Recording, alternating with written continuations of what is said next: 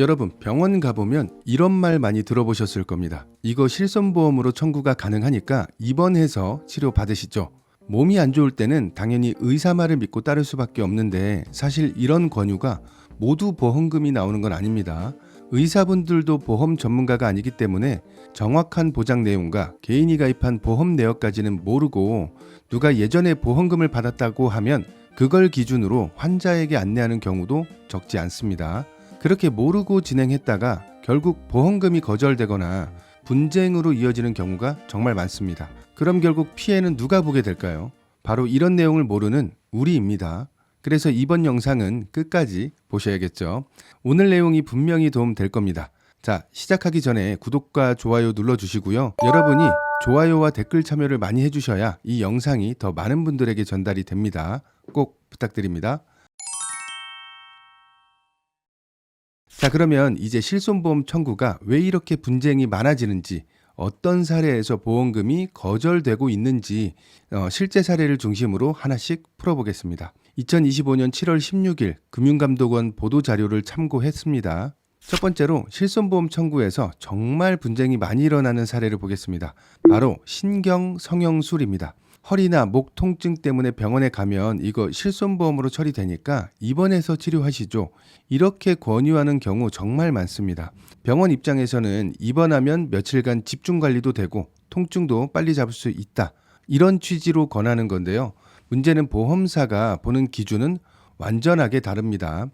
실손보험에서는 입원 필요성이 인정되느냐를 가장 중요하게 봅니다. 신경성형술 자체는 비교적 간단한 시술이기 때문에 통원으로도 충분하다고 보는 경우가 굉장히 많죠.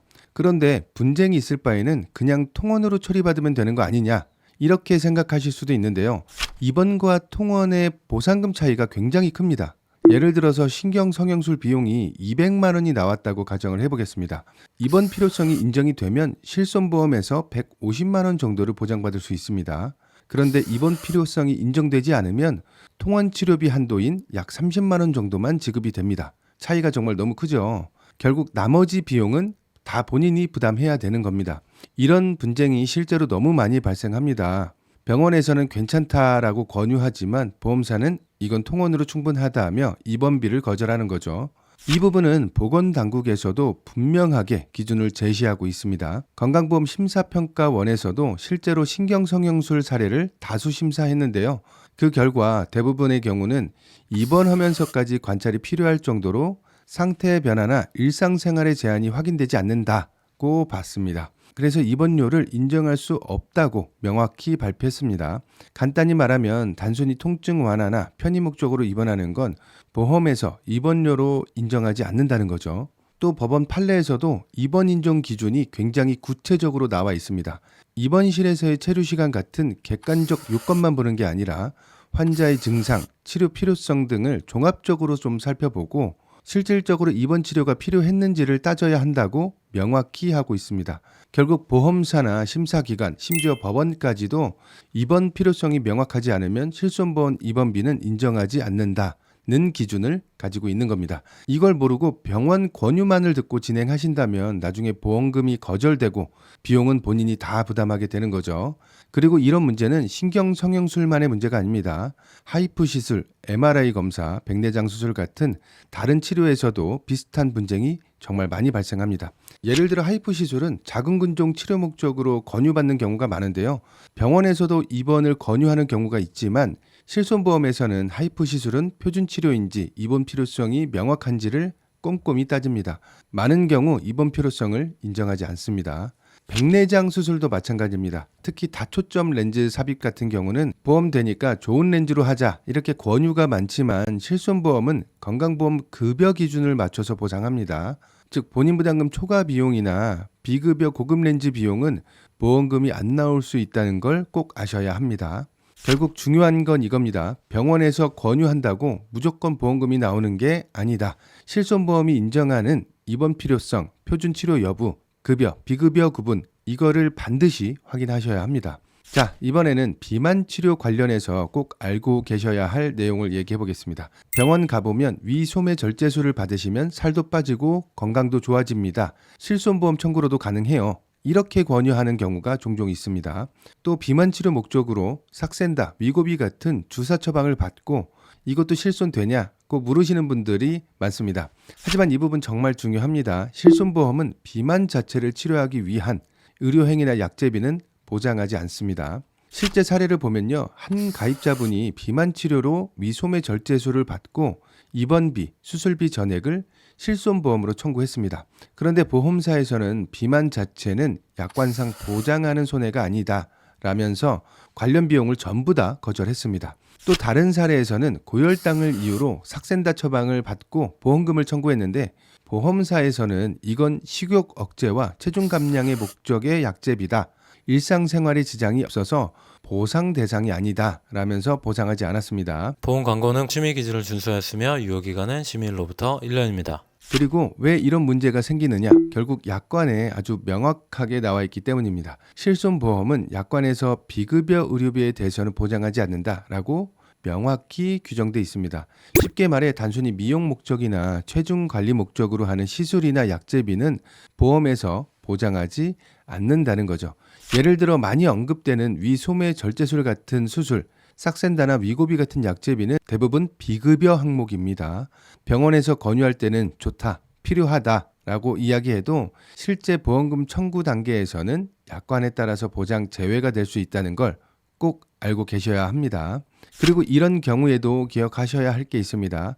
비만과 관련된 치료라고 하더라도 고혈압, 당뇨병과 같은 동반질환 치료 목적으로 진료를 보셨다면 급여 항목은 실손보험으로 보장이 됩니다. 자, 이번에는 보습제 구입 비용 같은 항목을 한번 살펴보겠습니다. 대부분 어린 자녀를 둔 부모님들이 실수를 많이 하시는데요. 아이들은 피부 질환으로 병원에서 치료를 받으면서 의사가 처방한 보습제나 MD 크림 같은 걸 여러 개 구입하시는 경우가 많습니다. 병원에서는 아토피에 필요하니까 써보세요 하고 권하죠. 그런데 보험사는 다르게 봅니다. 통원 회차당 한 개의 보습제를 제외하고는 의사가 주체된 의료행위라고 볼 수 없다는 이유로 지급을 거절했다고 합니다. 무슨 말이냐면 의사가 진료실에서 직접 처치하거나 필수적으로 써야 하는 약품 비용은 보장되지만 단순히 병원에서 이 보습제도 한번 써보세요 하고 권유해서 본인이 여러 개 사는 거는 개인적 구입으로 보고 제외한다는 겁니다. 그래서 병원에서 MD크림, 제로이드, 아토베리어 같은 보습제를 여러 개 사서 집에서 바르는 경우라면 보험금이 거절될 수 있다는 걸 꼭 아셔야 합니다. 이때도 꼭 알아두셔야 할 게 있습니다. 의사가 주체가 되어야 보험에서 보장한다는 원칙, 병원에서 권한다고 해서 모든 비용이 다 실손보험으로 나오는 건 아니니까 꼭 약관을 확인해 보시고 필요하다면 사전에 보험사에도 한번 문의해 보시길 권장드립니다. 이번에는 해외 체류 중 실손보험료 환급에 대한 이야기입니다. 혹시 해외에 나가서 장기간 거주하시는 분들이 계신가요? 많은 분들이 잘 모르고 지나치시는데 해외에서 일정 기간 이상 거주하면 그 기간 동안 낸 실손보험료를 환급받을 수 있습니다. 실제 사례를 한번 보겠습니다. 가입자 이 씨는 해외 거주를 이유로 국내 실손보험을 해지했습니다. 그리고 해외에 있던 기간 동안 납부한 보험료를 환급해달라고 보험사에 청구를 했죠. 하지만 보험사에서는 계약 해지 시점 이후에는 환급금을 포함해 모든 권리가 종료됐다며 환급을 거절했습니다. 그렇다면 실제 제도는 어떻게 되어 있을까요? 보험 계약자가 연속해서 3개월 이상 해외 체류한 사실을 보험사에 증명하면 그 기간 동안 납부한 실손 의료보험은 환급이 가능합니다. 즉 해외에 장기로 나가 있는 동안 국내 의료 서비스를 이용하지 않았으니 그 기간 보험료는 돌려받을 수 있게 제도가 마련된 거죠. 다만 중요한 조건이 있습니다. 반드시 연속해서 3개월 이상 해외에 체류를 입증해야 합니다. 해외에 나가 있는 동안 국내 실손보험료를 납부했다는 사실도 필요합니다.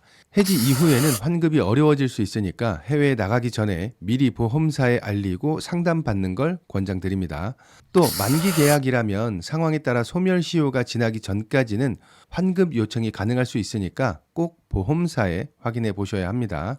자, 오늘은 실손보험 청구할 때 정말 자주 일어나는 분쟁 사례와 그 이유, 그리고 소비자가 꼭 확인해야 할 부분까지 하나하나 자세히 살펴봤습니다. 보장되는 줄 알고 청구했다가 거절되면 정말 당황스럽고 억울하잖아요. 그 피해는 결국 다 우리가 감당해야 할 몫입니다.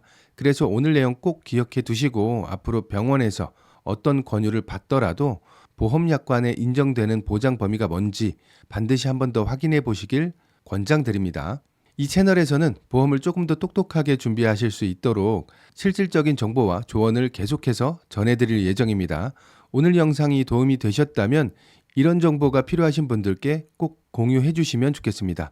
혹시 오늘 보신 내용 중에 궁금하신 점이나 경험하셨던 사례가 있으면 댓글로 남겨주시면 정말 감사하겠습니다.